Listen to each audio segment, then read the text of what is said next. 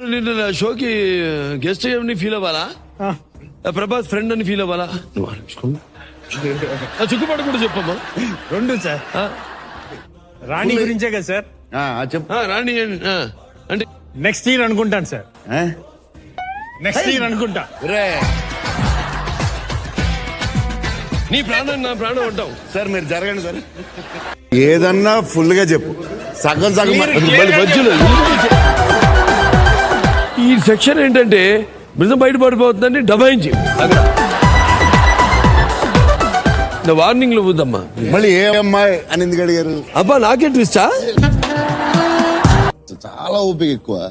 ఒకసారి ముక్కు పైలింది sir shooting లో. నాకేమో నవ్వితే ఇలా అన్న అలవాటు.